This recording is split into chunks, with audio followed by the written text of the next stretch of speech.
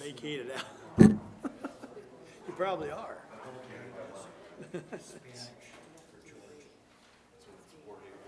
Oh, Justin coming today? Justin coming? Oh, he's on the phone, okay.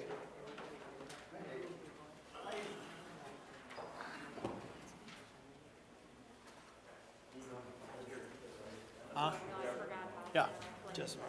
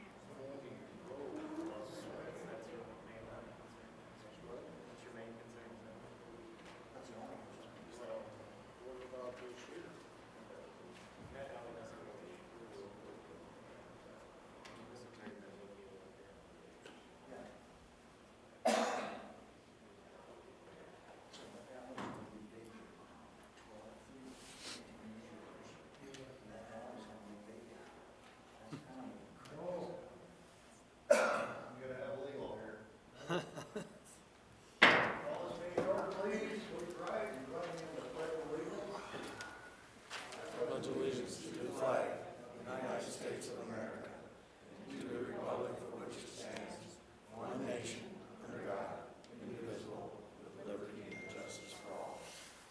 Please remain standing for a moment of silence.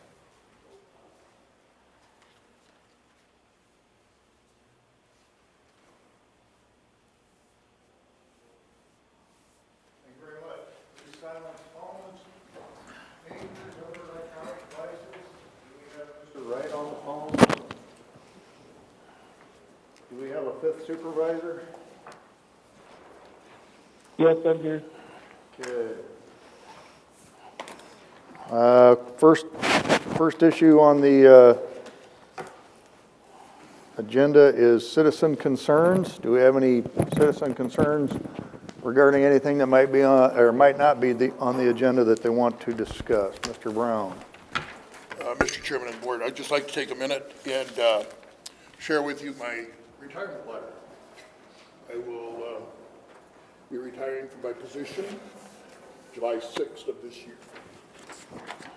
I started with the department in 1982 as a volunteer. I went on paid staff started in the 80s as a volunteer. In 82, I went on paid staff, and in 1987, I took over the position of director. So 41 years is enough. Contemplated doing this last year, but then COVID came in, and just the timing didn't work out with that going on. But it's been an amazing journey. I just want to thank the people that have supported the department along the way, and the public for the trust that we feel like we have from the public. And couldn't have done this without the employees at the department and the support staff throughout the courthouse and county government. But Kathy and I are looking forward to the next chapter of our lives, and I'll be working with HR to facilitate the necessary details in the meantime, so. Well, congratulations, and I'm sure we'll be chatting a lot more in the near future, so. Yeah, I wanted to publicly, I met with my staff this afternoon. I wanted them to know, and then I wanted them not to hear it from anybody other than me. So we're a pretty good group of people, so. And thank you for your time. Good enough. Any other citizen concerns? Thank you, Gary, and congratulations in retiring. Item number 2, approval of the agenda. Move it. Motion by Monson, second by DeWitt. All in favor say aye. Aye. Opposed say nay. Passes 5-0. Mr. Wright? Aye. Passes 5-0. Pat? Consent agenda, items 3 through 10 constitute a consent agenda of routine action items to be considered by one motion. Items pass unanimously unless a separate vote is requested by a board member. Item 3, approval of the minutes of the April 13 meeting. 4, approval of claims. 5, human resources. 5A is approval of memorandum of personnel transactions. B, approval of the service and business agreements with Infinisource to provide third-party administration of Woodbury County's COBRA obligation. Item 6, receive settlement report from retired treasurer Michael Clayton. 7 is juvenile detention, receive the juvenile detention's March population report. 8, county auditor, receive county recorder's report of fees collected. 9, building services, approval of items to be auctioned per personal property disposition policy. And item 10, secondary roads, A, approve the permit to work in the right-of-way for Rick Patterson. B, approve the permit to work in the right-of-way for Kevin Heck. C, approve the permit to work in the right-of-way for Daniel Hare. And D, approve the tile crossing permit for Gary Jepson. Do we have anything, does anybody have any questions probably for Melissa on the COBRA item on item 5B? If not, I will move to approve the consent agenda. Second. Motion by DeWitt, second by Ung. Any further questions? All those in favor say aye. Aye. Aye. Opposed say nay. Passes 5-0. Item 11, secondary roads. Approve the contract for project number CP 2021 CMP culvert supply for 2021 with Metal Culverts, Inc. for $125,744. Good afternoon, Mark Nero, Woodbury County Engineer. This contract is for our annual purchase for stock for culverts that we use over the course of the year. These culverts are utilized within driveway and road work throughout the course of the year. So, Move it. Motion by Monson, second by DeWitt. Any other questions for Mark? All those in favor say aye. Aye. Opposed say nay. Passes 5-0. Well, that was quick. yeah. We're not quite at our set time, so we can move ahead to reports on committee meetings. I didn't go, but I did get the minutes from the County Conservation Board. They are increasing their campground fees by $5. They're doing capital improvement this summer at Browns Lake.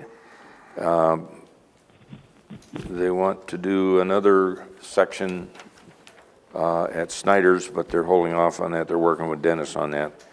And they have a dam repair that they're in the works. And the last item, they had a pretty good discussion over Mark. housing complex at Little Sioux. That's all I got. Matthew? I had Simcoe Executive Finance with Mark as well, and then also we did that comp plan meeting with different department heads. I guess if there's any questions on either of those, otherwise nothing really to report from those. Mr. Chairperson, Yes, sir. could we get a motion to receive Gary's letter so I can put it in? I will move to receive Mr. Brown's letter of resignation, retirement. Second. Motion, second by Ung. All those in favor say aye. Aye. Opposed, say nay. Passes 5-0. Thank you, Mr. Gill. I have, can I just do it quickly there on the redistricting and re-precincting? Can I give you that Yes, information? yes, please. So I've, before all of you, I put a PowerPoint presentation from the Secretary of State's office, and what it boils down to is you have to appoint a temporary redistricting commission by May 15th. So you get 3 weeks, figure you do it on May 11th, but you have 2 things to decide: the number of the, on the commission, either 3, 5, or 7. The last 2 that we've done, there were just 3 members. And you will appoint the majority members, either 2, 3, or 4, and then once, because there is no Democratic member on the board, the Woodbury County Chair of the Democratic Party will appoint the minority members. It's done by, has to be done by May 15th, and but the rest of it is going to be delayed quite a while. By May 15th is the commission forming? Yes. You have to certify to the auditor's office the number and your appointees. Are you going to be here Thursday or Friday morning? I'll be here Thursday and Friday morning anyway, so maybe we'll have a little deeper chat on it. Okay. And then you don't- also wanted to let you know that there are going to be demonstrations for the electronic poll book. Tenix is doing one at 10 o'clock tomorrow morning, and No Ink will be doing one 10 o'clock on Friday morning, in case you're interested. It's 4:39, Mr. Gill. Can we go ahead with the set time of 4:40, or do you want to wait? One more thing. Michelle, will you give them a quick update on those checks that were surfaced? The checks, the bad checks? The bad checks? Okay, so we've had about $100 and some thousand in 3 checks that somebody has fraudulently written in the county's name. The checks are obviously not ours. They don't have our watermark on them. They were caught instantly by the treasurer's office in their reconciliation. Because of our new software, we're not doing dual reconciliation, so she was able to see that the check number and the amount did not match and the vendor did not match. The vendor number, interestingly, is the same vendor number of a fraud activity that we had about 6 years, where someone altered a check to the sum of about $400,000. And that check was caught. None of these checks have cleared. Security has sent them back, but we do believe that there may be more coming through, and we've made a police report and supplied them with all the information that we can so far. So, Thank you. That's a real benefit of being on the same software. Yes. Corruption is everywhere. I remember that first check you mentioned. Yeah, the money had actually left the bank. 400,000. All right, I'm going to go ahead with our 4:40 set time, secondary roads. Public hearing on the proposed vacation of right-of-way and schedule, April 27th, 2021, for action on the vacation of streets and alleys within the Morningside Second Edition subdivision. Mr. Nara. We had received requests concerning some of the rights-of-way in Morningside Second Edition. We've had piecemeal vacations of portions of that right-of-way. This area is a little more complicated to work with than just our typical county road. Each of the property owners that are involved in this only own up to their lot lines. So all of the old platted streets, the underlying ownership of those would go back to the property owner in 1890 when this was platted, and it would be vacated to whomever owns that fractional part today. The way we typically handle these is that we vacate the right-of-way. They were never opened, so we don't have close and vacate. We're only vacating the county's interest in the easement. Then, in addition to having a resolution, which we'll probably schedule for May 4th, to vacate the right-of-ways, we also give quitclaim deeds to the adjacent property owners so that they can take measures to quiet title and achieve ownership of that property.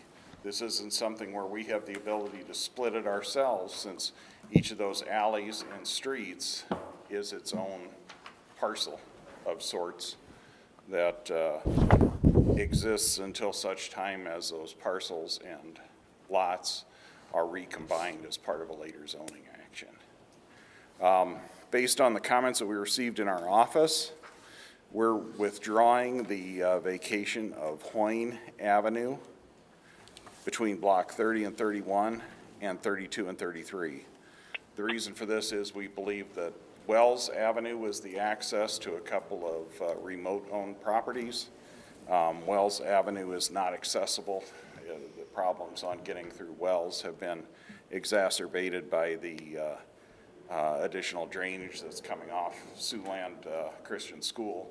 As that area has developed during a rain and such, we have more runoff coming through there. So they've been accessing those properties and lots through Hoyne, not through Wells.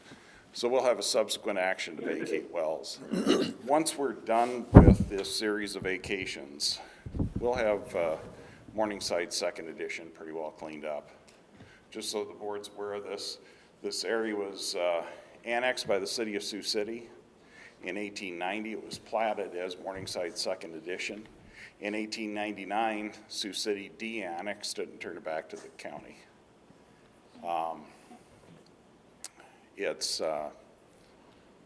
The original lots have been out there. The fields have been used as pasture, crop ground, any number of issues. We've cleaned up a good deal of this. We've had some other areas that have not yet been vacated, and the action we're looking at taking with this hearing should clean up all but Wells, and we will then come back, like I said, with an action to take care of Wells. A portion of Vine Street that was on the plat that was provided to the board, and then Hoyne will remain public easements and undeveloped streets. Folks are able to drive back there to access their property, even though it is not a street. Until such time as those property ownerships would change, we need to keep those public rights of way in public hands so that they can access their lots. With that preamble, it's open for questions of the board, or if the board wants to hear from any of the property owners who might have concerns that weren't taken into account by correspondence we received. I did receive a letter that should be written into the record. County Board of Supervisors, read the road vacation hearing. Dear sirs, proposed vacating of Vine Street, Wells Avenue, and Morningside Avenue that abut my property at blocks 34, 35, 40, 41 in Morningside Second. He would like to obtain half of the vacated right-of-way adjacent to his property. This was signed by David Blutt of 1900 Decatur Avenue, who is one of the adjacent property owners. And we would propose to have the board approve a quitclaim deed for him when this is completed. Today? No, I would say today you accept comments and receive those comments, and then schedule May 4th for final action. It just is going to take some time, assuming all of the resolution, with the exception of Hoyne, goes through today. If we don't hear objections to any of the other vacations, that we just need a couple of days, 2 days to turn over and prepare all the quitclaim deeds is not a lot for our office on the board schedule. With that, I'll conclude my remarks unless the board has questions for me. All right. Does anybody got questions for Mark? Thank you, Mark. Don't go away. We might need you yet. Public hearing is open. If anybody has any comments for or against, please come up to the podium, say your name and your address, please? My name's David Ludwig. I live at 5700 Garrettson Avenue. Question I have on the quitclaim deeds, if I'm one of the owners on one side of the street or alley, and you're the owner on the other side of the street, I didn't catch quite what he was saying, but is that going to go to each adjacent owner? That quitclaim deed is going to be split, that road will be, or alley? The board does not have the ability to split those parcels. Who gets that The quitclaim judge, deed then? you would each get a quitclaim deed. Both of you get a quitclaim deed, and then you would take it to a judge? Who would And a that be? judge, and so the only expenses that you're incurring are the recording the stuff the judge gives you then, or? You Unless go- you hire a lawyer or something? Well, yeah, you would need to go before a judge and get what's called a quiet title action. Yeah, I caught that. And then that would then allow you to have the claim for ownership on that property. So The Eric- board doesn't have a fee title interest in these properties. We don't have the ability to split and create a new parcel, short of going through a zoning procedure on these. Okay, Did that clear it up? that kind of answered my question. Did you get that, Eric? Yeah. So I'm Eric Henning, 6,000 Garrettson. I guess the question I have is, since nobody really owns the property and it's platted as a alley or roadway, neither or none of the property owners out there own the property. So why wouldn't the county turn it over to the landowners that are adjacent, split the property, avoid all the legal lawsuit, court time, attorneys, all the garbage, and clean it up? If we're in the process of cleaning this up, let's clean it up. You guys have the, I'll say, ownership or control of the alley and or right-of-ways.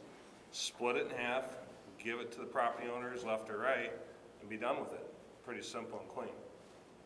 Why can't we do that? I don't believe it's that simple, Eric, because we would have to go through surveying of the parcels, set lot pins out there. We would have to then go through planning and zoning for approval of a replat of Morningside Second Edition. The way we have done all of the prior closures has been the manner in which we're proceeding with this one. If the board wishes to follow that policy, we can kick this up to planning and zoning, I guess, and go through that greater process. But that's a good deal more time and expense for the county. It's, Is there a state code surrounding how that's done? these vacations where you have platted easements, whether it's here or in the town of Luton, the town of Climbing Hill, where we've had platted but undeveloped streets, have always been kind of ugly to work with. The best information that I've been able to find to work with is a 1968 Attorney General opinion written to the Cedar County attorney, where they were dealing with unplatted and undeveloped streets and alleys within the community of Cedar Bluff, or the unincorporated community of Cedar Bluff. And the procedure that I've recommended and that we've done in the other vacations follows those Attorney General recommendations. Yeah, it would be easier for the property owners if we surveyed it, split it, set all the pins, did all of that additional work. At that point in time, I'm not sure that the county's gained anything. We've got expenses. We would never recover the cost of those surveys on any type of property tax. I mean, it would take centuries for the small amounts of land that we're returning to those property owners. It doesn't have a lot of value to us. We can't really build houses and develop those lots in the manner in which they were platted. All the lots are 60 by 120 lots and alleys, as you see in the older areas of Sioux City. Mr. Chairperson? We Yes. we don't develop streets and alleys in those ways anymore. But again, if the board would choose to do that other procedure, we're looking at something very different for this vacation. I don't know if Joshua has anything to add to that, but. Wait.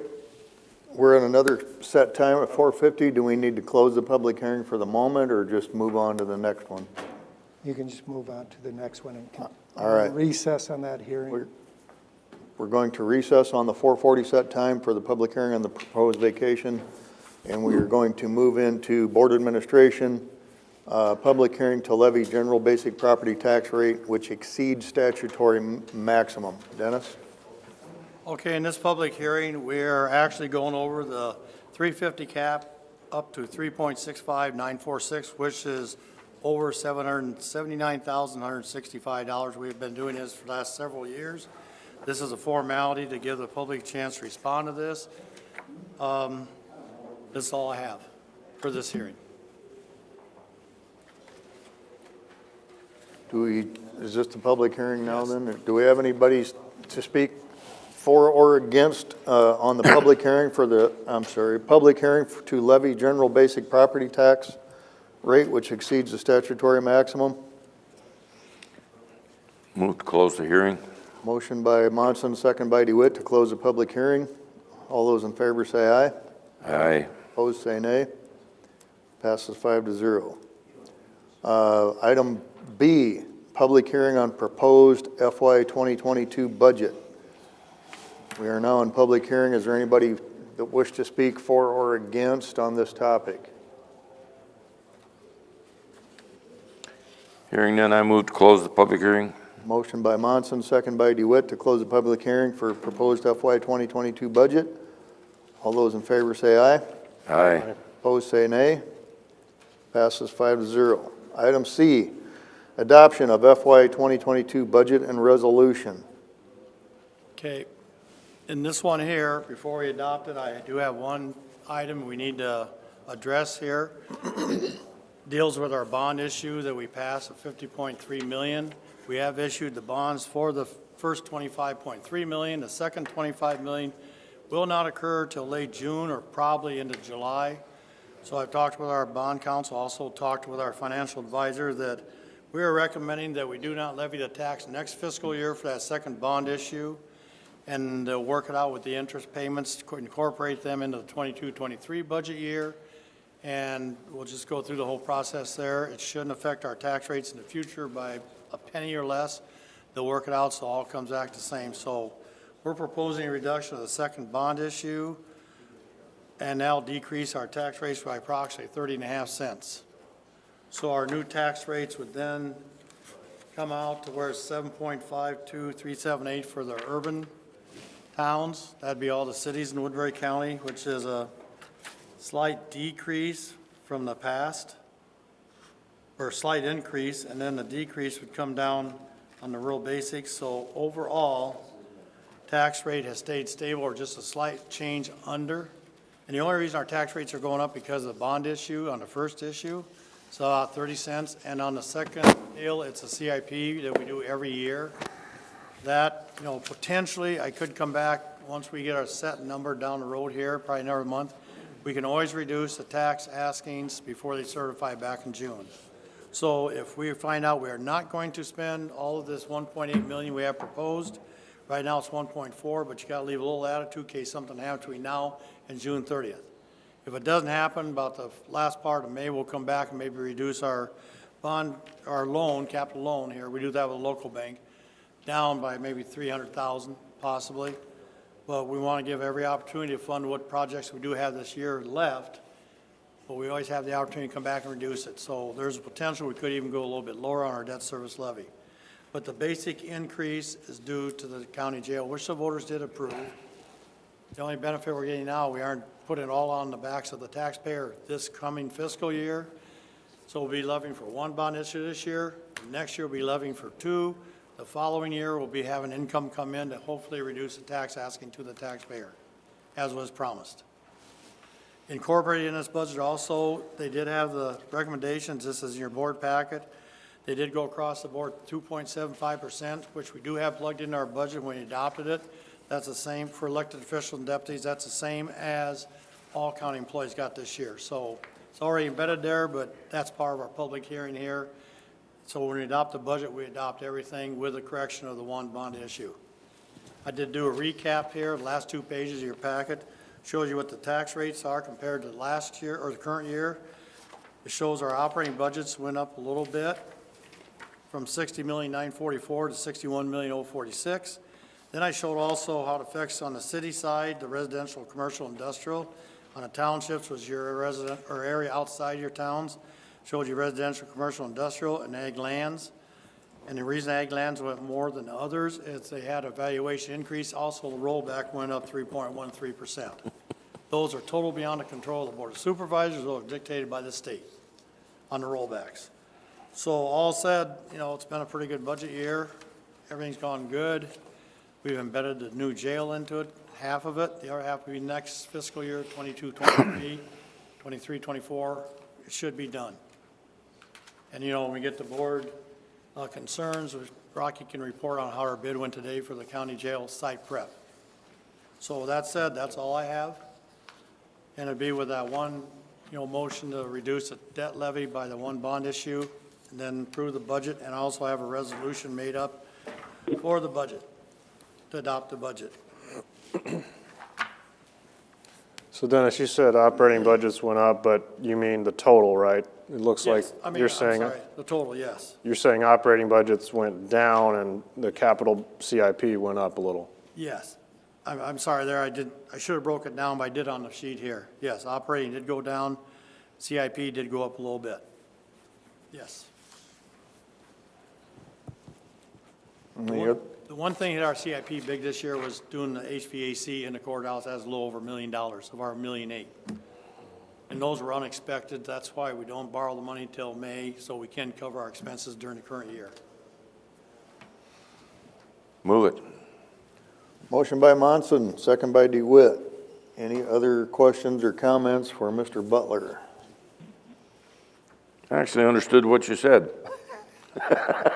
And if you have questions later, I'm available. I won't be able to explain it in 5 minutes, but it makes sense when Dennis says it. All those in favor say aye. Aye. Those opposed say nay. Passes 5-0. Thank you, Dennis, for all your hard work for another year behind us, ahead of us. Thank you, Board of Supervisors. You know, it wasn't an easy year, but we made it through it, and we keep plugging along. Yes, we do. All right, we will move back to the secondary roads public hearing on proposed vacation of right-of-way. As you could probably tell while you were dealing with budget, Eric and I were having a conversation. And he made a suggestion that might work and still follow through with this process, kind of under the umbrella that we've got here. The action to vacate the right-of-way and quit claim doesn't have to be at the same time. What he is,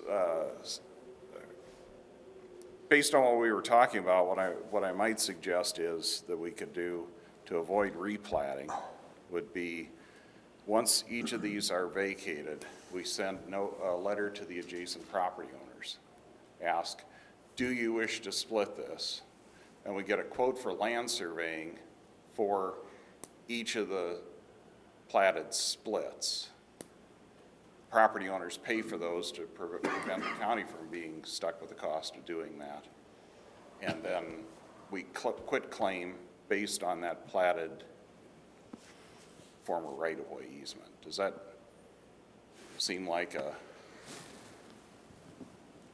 I think that's probably a better idea than, if I understood you correctly, if you have a scenario where you've got one landowner on one side, a different landowner on the other side, what you were initially proposing, would that be to quit claim to both of those?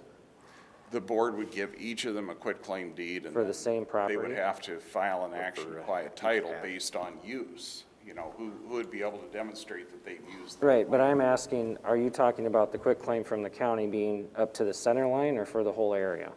We don't have a center line defined on Right. these. So again, that's where Eric's suggestion of, once the vacation is done, go to each of those plats, send a letter to the two landowners and see if they're interested in splitting or in just, hey, I don't care, this is 60 feet of ground I don't need, you can have it. Well, and I don't think that we should give a quit claim to two people for the same property. Yeah, but I don't think we can just say you can have 30 feet, you can have 30 feet, because there's no survey or property ownership basis for that type of thing, short of having a survey. Well, there's going to have to be a survey. There's going to have to be a survey to figure out where the center line is. So I like the idea of those that are going to get the property pay for the survey. This is why these have languished for so long, is because we have different property owners on both sides of two of them. A number of them just will fall to Julia Culver. Julia Culver will be able to give a line description. That 60-foot right-of-way between blocks 31 and 32, or, you know, I'm just pulling numbers out of the air right now, and we quit claim the right-of-way in that area to her. It's undisputed. She has the lots on both sides. You know, in this case, we have Eric and Julia. We have David and Julia. I don't know that you've got anything, Dave Ludwig. Dick does. Okay, yeah. So we've got a couple of areas there where we have two people who could each end up with a portion of the right-of-way. So do you guys want to pay for the survey?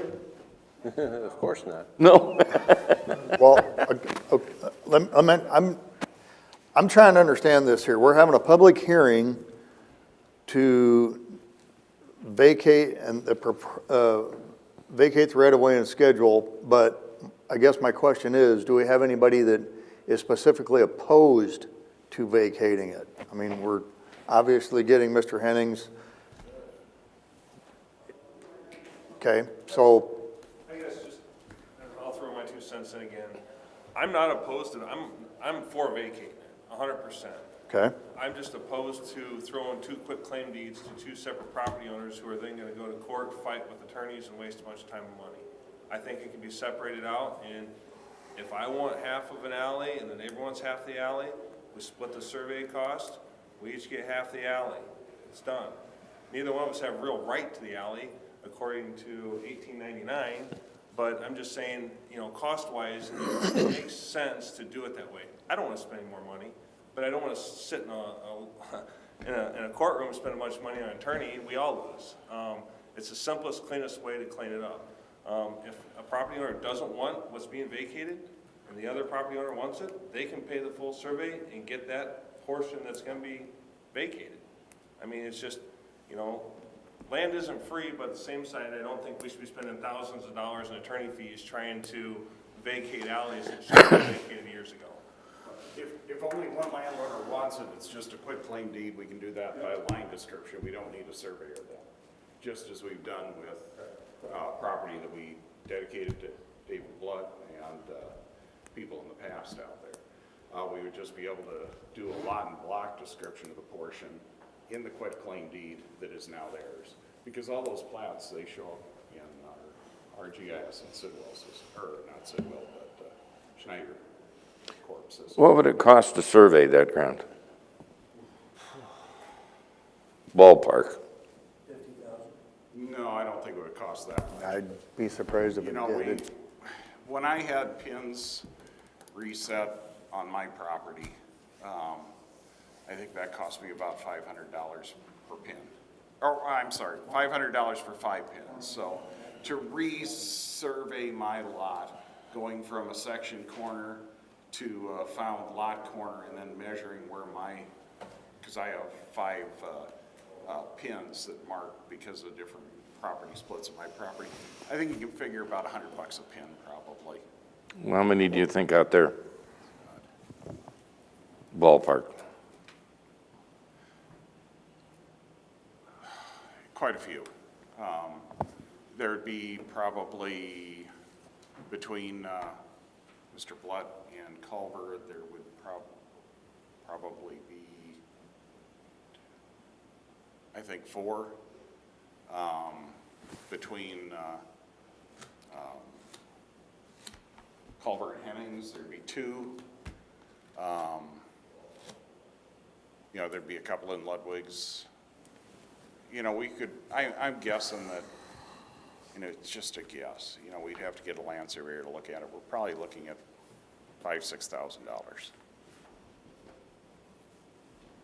the legal description isn't hard because you're giving the north 30 feet of Vine Street between blocks such and such and such and such. Well, instead of getting in the weeds, why don't we let some of the other folks give their opinions here?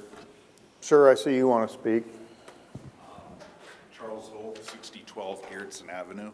I just don't want to see Hoyne, anything happen to Hoyne or Vine. There's people back there that have property, and if anything happens, I just don't want to see their property get, Secluded or? yeah, or to where they don't have access to it. Right, and that, I prefaced that right away. that Right. Wayne was withdrawn. I just want to, Thanks for the support. okay, And one of the problems on surveying, nobody down there's got the property surveyed. Yeah. Hopes might have it surveyed. Eric, you got a pin on your field? Well, to go back to surveying, I'm in a lawsuit currently with Julia Culver, so I know all about the surveys out there. The surveys are actually in the legals. The fences might not be in the right spots, but the surveys are out there. But there's, So- you have a pin because of Miller's. The pins You are, have pins, the survey points are there. yeah? The fence has been unilaterally moved by other property owner since I've owned the property. So the pins are legitimate, the pins are good. Yeah, but when you get down into this area here, this is your field, this is where she grows weeds. Yeah. Right here, right? There's no pins up But your survey, it's in your abstract, there. It's in your abstract, but to get a guy to go survey that, he's saying $100 a pin, that ain't gonna happen. They're gonna go off of another pin, they're gonna come back and drop that pin. That's how they do it. Well, I know how they do it, I'm just saying it's gonna be expensive to survey all of that, is what I think.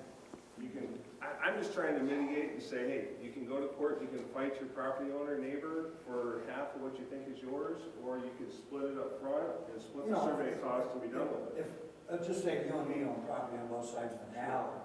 Sure. We could get together and say, okay, yeah, I want half, you want half. That quick claim deed then could go to a judge, and there's hardly any expenses there, except you don't know really where the alley's at. Survey. You have to have a survey of it. So you have to have a survey anyway. Yeah, okay. So I you just have to- don't believe it costs $5,000 to survey all those roads. I don't think You you don't have have to survey all of them, because the ones that are bounded by the same property owner on both sides would be, some could just be vacated between Dave's property, could just be vacated just because he owns both sides.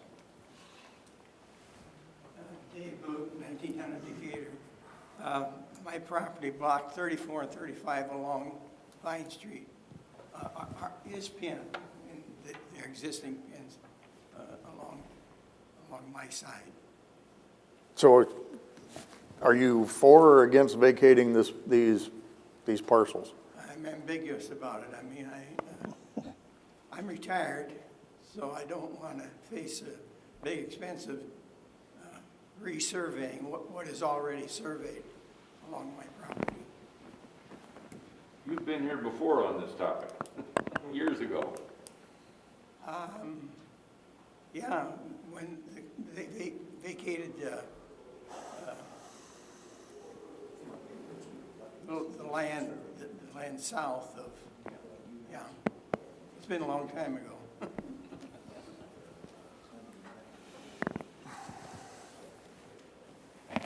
How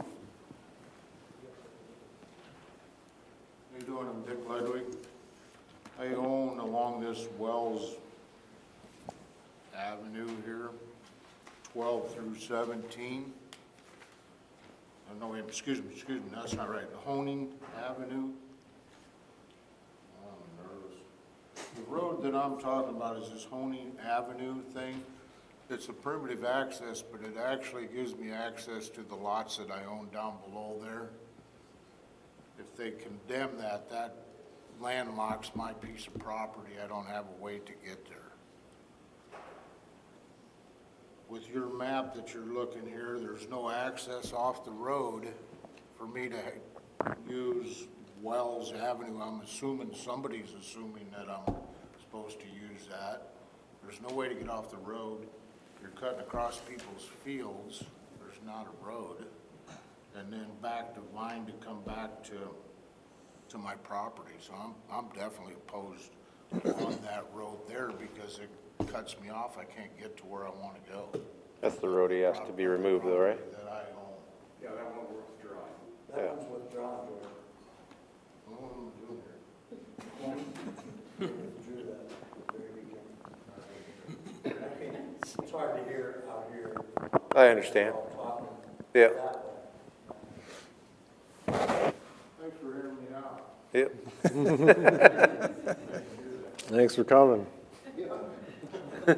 We sensed your concern. Well, it sounds to me like there's, what, 6 or 7 folks out there involved in this. And if you divided $5,000 by 7, I would say that's a little cheaper than going to court. Judges don't. Well, I disagree in some respects because Up here, please. I disagree in some respects. If you take 6 people and divide it by 6, there's one couple here that owns 2 40 by 125 foot lots. He owns 6, 7, 8 lots that are that size. Julia, the person that owns this entire property that surrounds all her property, she owns most of it. You know, it would be, I would think, her, but she's not gonna wanna spend anything, you know? Just my thoughts about what you said. Yeah, I get it. I think it's fair that, you know, maybe get everybody together in the same room, find out who wants what, you know? And then maybe go a little farther ahead. Because just like Irving Avenue, you should have all of that, Irving Avenue. I mean, Well, but then that would be my cost, 100%. yeah, and you're gonna farm that. Julie has a lot of the property, but those costs would be transferred to her by the amount of portion of property she has. Therefore, her cost would be higher than yours. I mean, depending on the amount of property you have out Yeah, there, I it agree. proportionally You can do it that way. So I'm just trying to propose something that's in the middle. That's all I'm trying to do. I mean, I've spent a lot of money on legal fees and you got Well, fair trade. let's, as a board, move ahead with the vacation process and then, Let Mr. Nara come up with Plan B. Well, what we can do is, the board can proceed with the vacation process. Then as far as disposing of the property, we can contact the property owners who have specific interests in some streets.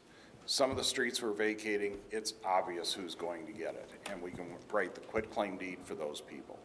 The other ones, we can look into, get proposals from a couple of surveyors to go out there and do that. Knowing that Mr. Blute has a couple of pins already set out there, that would give them something to pull off of to do the rest of the subdivision, perhaps at not too great an expense. But this is an illustration of why this has been languishing since 1899.